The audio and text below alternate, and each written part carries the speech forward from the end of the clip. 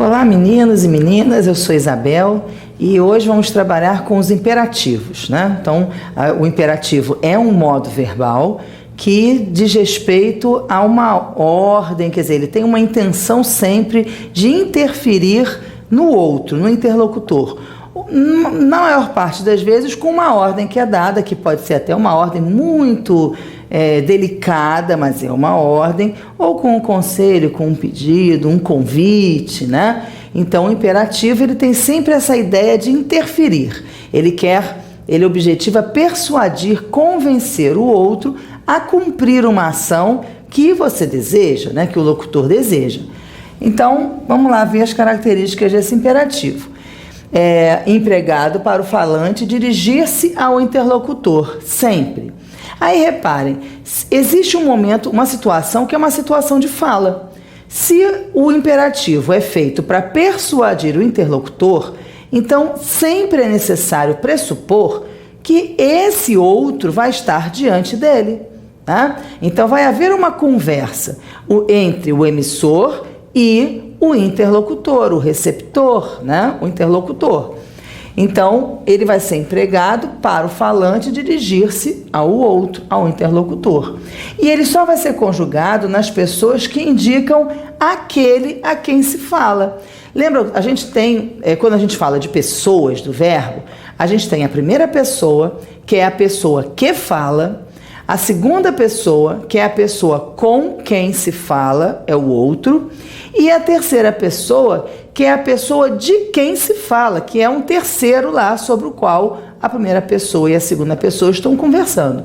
Ora, nesse meio de caminho também, na terceira pessoa, nós temos os pronomes de tratamento.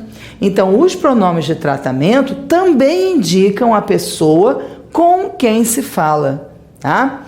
Então, é isso que eu mostrei aqui para vocês. Quais são, então, as pessoas que indicam aquele a quem se fala?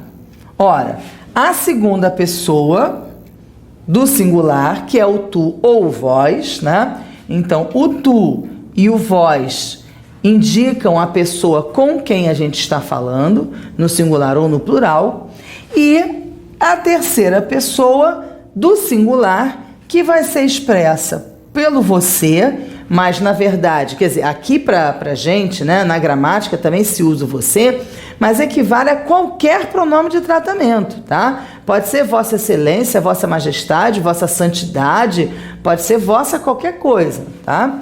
E o plural, que é o vocês.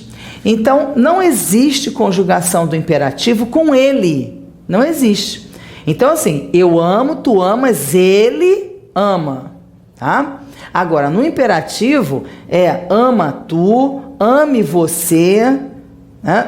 Não tem ame ele. Você não vai dar uma ordem para um ele que não está na sua presença, tá? Então, o imperativo vai sempre escolher as pessoas que indicam com quem você está falando. E uma outra coisa, vai incluir também o tempo presente, porque você fala naquele momento. Então, olhem, tem aqui a outra pessoa, né? Que é a primeira pessoa do plural. Tem também o nós, né? Por que tem o nós? Porque o falante se inclui junto na ação, né? O falante se inclui formando um grupo com o interlocutor. É o interlocutor e ele. Então, o tu e o vós são os interlocutores sozinhos. O você e o vocês são os interlocutores sozinhos. E o nós são os interlocutores mais o eu, tá? Então, as pessoas em que a gente conjuga o imperativo tu, você, nós, vós e vocês. São essas 5 pessoas. Não tem o eu e não tem o ele, porque só tem o outro. Tá? O eu, quando aparece, é junto com o outro, sozinho não tem, não. Bom, o que mais aqui? Olha, então a gente tem um imperativo, que traz essa ideia de persuadir o outro, de convidar o outro, de interagir com o outro, né? Com o interlocutor, com o outro com quem se fala, né? Ou a quem se fala. E aí, essa persuasão, esse convencimento, diz respeito a alguma atitude positiva ou negativa. Quer dizer, ou você diz para alguém fazer alguma coisa, ou você diz para alguém não fazer alguma coisa, né? Então você chega para um filho e fala: vá limpar o seu quarto, limpe o seu quarto agora. Ou então, não me bagunce este quarto, né? Então, ou é algo que se faça, ou é algo para não se fazer. Bom, o imperativo negativo, como o próprio nome já está dizendo, é aquele do não. Não faça isso de jeito nenhum, tá? Não faça. Ora, para que a gente faça, então, para que a gente forme o imperativo negativo, a gente precisa de um advérbio de negação. Um advérbio com valor negativo. O advérbio de negação é o não, tá? Mas a gente pode usar dois advérbios de tempo, que são o jamais e o nunca, que também trazem a ideia de negação, embora eles sejam advérbios de tempo. Eu coloquei o não, que é o adjunto adverbial de negação propriamente dito, é o advérbio de negação propriamente dito, tá? Então, o não, olha aqui, não, não, não, não, não, nas 5 pessoas que nós já falamos, tá? O tu, o você, o nós, o vós e o vocês. As 2 pessoas com quem se fala no singular, as 2 pessoas com quem se fala no plural e o nós, que é a pessoa com quem se fala mais o eu. É interessante que, como a gente tem as formações de imperativo como presente, porque são formações que são utilizadas no momento da fala, no momento presente, portanto, né? Então, os verbos, a formação do imperativo se dá a partir do presente. Quantos presentes nós temos? O presente do indicativo e o presente do subjuntivo. Ora, o imperativo negativo é inteirinho formado pelo presente do subjuntivo. Olha que coisa fácil. Então, o que a gente tem que fazer? A gente tem que botar o não, conjugar o presente do subjuntivo e recortar e colar, ou copiar e colar nas lacunas. É só isso. E eu ainda vou dar para vocês de lambuja um macete, que é para lembrar, na verdade, que o presente do subjuntivo se conjuga com o auxiliar que é a conjunção integrante. Que eu faça, que eu queira, que eu compre, que eu veja, né? Então, o presente do subjuntivo é sempre com o que. Ora, o eu a gente vai eliminar, mas aí a gente, na hora de conjugar, a gente conjuga para vir na reta, né? Para vir na sequência. Então, o verbo cantar, que eu cante, que tu cantes, que ele cante. Então, olha, que eu cante, que tu. Epa, faltou um S aqui, olha. Que tu cantes.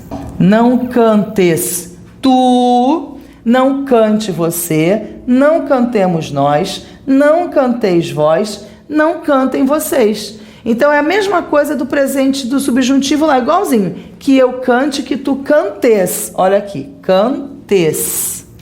Que ele cante, não cante. Que nós cantemos, não cantemos. Que vós canteis, não canteis. Que eles cantem, não cantem. Repararam? É igualzinho, igualzinho, igualzinho. Não tem que tirar nada, não tem que tirar S, não tem que tirar coisíssima nenhuma. Então, não cantes tu, não cante você. Tá? Então, inteirinho lá do presente do subjuntivo. Agora, reparem o seguinte. Normalmente, quando a gente está diante do outro, a gente não usa esse tu, você, nós, vós e vocês, não é? Porque a gente não diz assim, não faça isto, né, você, né? Não faças isto tu. A gente não usa os pronomes, né? Porque como a gente está na frente do outro, a gente sabe que aquela ação só vai ser destinada ao outro. E, portanto, não há dúvidas. E por isso a gente não usa os pronomes. Por que isso é importante? Porque na hora de fazer a análise sintática, esses pronomes que dificilmente vão estar escritos na frase vão ser os sujeitos. Então, quando a gente conjuga no indicativo ou no subjuntivo, o presente vem antes. Ó, eu amo, tu amas, né? Então vem primeiro o sujeito, depois o verbo. Eu amo, tu amas, ele ama. Na hora que a gente faz o imperativo não ames tu, não ame você, não amemos nós. O sujeito vem depois, porque ele costuma vir em elipse, ele vem apagado, ele vem subentendido, tá? A observação que eu coloquei aqui para vocês é isso. Os pronomes exercem função sintática de sujeito. Eles são o sujeito e geralmente vêm em elipse, porque diante do outro não precisa dizer, né? Então eles vêm em elipse. Aí reparem o exemplo que eu coloquei aqui para vocês, Não cante, João. Muitas vezes a pessoa acha que esse João é o sujeito. Por quê? Porque é a pessoa com quem você está falando. Então, você está dando a ordem para ele, a pessoa acaba achando que esse termo é o sujeito. E aí eu já disse para vocês várias vezes, em várias aulas aí que vocês já assistiram. Uma coisa é o raciocínio semântico, outra coisa é o raciocínio sintático. Efetivamente, João é a pessoa com quem eu estou falando. Mas na frase que eu fiz aqui, eu separei essa palavra João com a vírgula. Essa vírgula vai me dizer que essa palavra João não é o sujeito, porque o sujeito nunca vem separado do verbo com a vírgula, tá? Então, essa vírgula aqui vai me dizer que o sujeito não está escrito e que é um daqueles pronomes que a gente acabou de ver. Então, olha, não cante. Qual é o sujeito? O sujeito é o pronome você. É o pronome você. Aqui, não cante, você. Tá? Então, o sujeito é você. E aí, o João vai... Como é que eu vou chamar João? Vocativo. Tá? Vocativo é um termo da oralidade que serve para chamar a atenção do outro com quem você está falando. Tanto que eu posso colocar esse vocativo no começo da frase. João, não canta, João. Tá atrapalhando, quebrando os vidros aí, todo desafinado, né? Então, o João é o vocativo, não é o sujeito. Lembrem-se disso, a vírgula impossibilita esse termo de ser o sujeito. Tá legal? Bom, na sequência a gente tem o imperativo afirmativo. Se o imperativo negativo é tirado todo do presente do subjuntivo, o imperativo afirmativo tem uma pessoa do singular e do plural que não é tirada do presente do subjuntivo, não. Então, 3 delas repetem o subjuntivo. Quais são? O nós e o você e o vocês. A primeira pessoa do plural e as terceiras. Então, olhem só, que eu cante, que tu cantes, que ele cante. Olha aqui, cante você. Igualzinho lá o imperativo negativo, né? Que nós cantemos, igualzinho. Que eles cantem, cantem vocês. Então, essas 3 pessoas são idênticas às formas do imperativo negativo. Claro que no imperativo negativo a gente tem o não e no imperativo afirmativo a gente não tem o não, tá? Porque é justamente para que a pessoa faça e não para que a pessoa não faça. Agora, qual é então, o que é de diferente que existe aqui no imperativo afirmativo? A segunda pessoa. A segunda pessoa, segunda pessoa aqui, ela vem do imperativo, do presente do indicativo, tá? E a gente vai tirar o S desse presente do indicativo. Então, eu vou chegar lá no indicativo e vou conjugar. Eu canto, tu cantas. Como é que eu vou fazer? Eu vou tirar o S. Então, eu canto, tu cantas. Tiro o S, canta tu, porque a gente sabe que no imperativo esses pronomes vêm depois do verbo, porque normalmente eles vêm em elipse, né? Então, eu canto, tu cantas, tiro o S, canta tu. Por aqui, canta tu. É exatamente essa forma aqui, ó. Canta, tu. E no voz a mesma coisa, olha. Eu canto, tu cantas, ele canta, nós cantamos, vós cantais. Tira o S, cantai, vós, tá? Então, as duas segundas pessoas, né? A segunda pessoa do singular e a segunda pessoa do plural, elas são retiradas do indicativo e aí a gente conjuga o indicativo e tira o S. Um macete que eu escrevi aqui para vocês é o seguinte, dificilmente a gente erra na conjugação do nós, porque nós usamos isso, né? Então, cantemos nós, façamos nós uma viagem, né? Compremos nós mais livros, né? E assim por diante. Então, dificilmente a gente erra o nós. O vós também é difícil por causa dessa formulação aqui, dessa terminação em i, cantai, comei, bebei, fazei, né? Existe assim essa pompa, porque dificilmente a gente usa o vós, então esse vós terminado em i, né, também é algo bem diferenciado. E o cantem, a gente está mais acostumado ainda, né? Cantem vocês, façam vocês o que vocês quiserem, né? A gente está bem acostumado com essas três pessoas aqui. O maior problema da confusão é a segunda e a terceira pessoa. Por que a segunda e a terceira pessoa? Porque a gente mistura o tu com o você o tempo todo, né? A gente fala assim, você viu aquele vídeo que eu te mandei? Quer dizer, você viu e eu te mandei. A gente mistura a terceira pessoa com a segunda pessoa o tempo inteiro. Isso é um erro grave, segundo a norma culta, né? Mas a gente faz.